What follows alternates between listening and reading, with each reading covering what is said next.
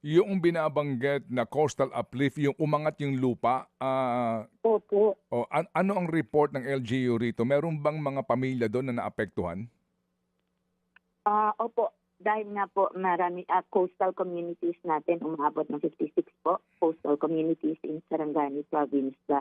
So itong Sarangani Bay po has acted so differently during the earthquake po at may mga areas po tayo na yung uplift nga po at it is really a strange phenomenon, Sir Ted, dahil nga po ilang araw na hindi talaga bumalik sa normal na kung saan talagang nag-iba yung coastal community. So syempre po ang isa po dyan is yung mga mangingisda po natin affected po kasi talaga malayo po ng distansya. So kung saan sila dati lumalayag, malayo na po. And ang nagpapasalamat po tayo dahil may partners po tayo sa DNR, PAMB, ang Protected Area Management Board po ng Sarangani Bay, which is also a protected area na kung saan nagkaroon na rin po sila ng assessment para ma-identify itong mga fisher folk po natin na affected dahil po dito sa uplift na ito.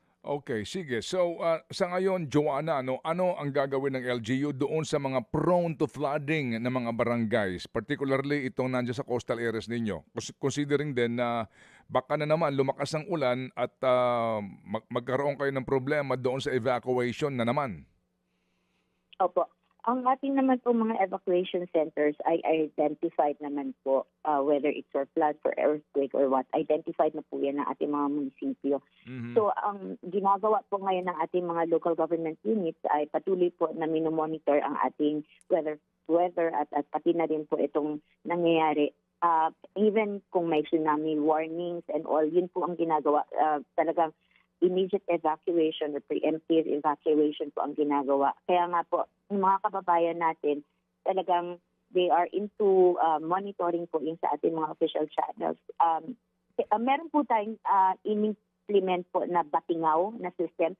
Kasi nga po sa panahon na kung saan sira ang internet connection and all, kaya hindi po sila maka-access ng radyo. Pero itong batingaw, malakas po ito na tool para po mabigyan ng warning ang community. So, na-implement na po yan natin sa mga barangays that are prone to that. So, yun po, meron tayong available evacuation centers at kung kinakailangan talagang lumikas ang ating mga kababayan, kailangan nilang sumunod.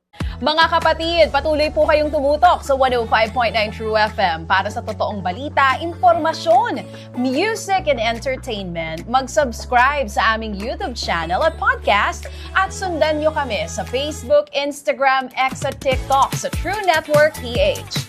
Bisitahin din po ang aming official website, truefm.ph. At panoorin din kami sa True TV Signal, Channel 19. Kami po ang 105.9 True FM. Laging true sa'yo, kapatid.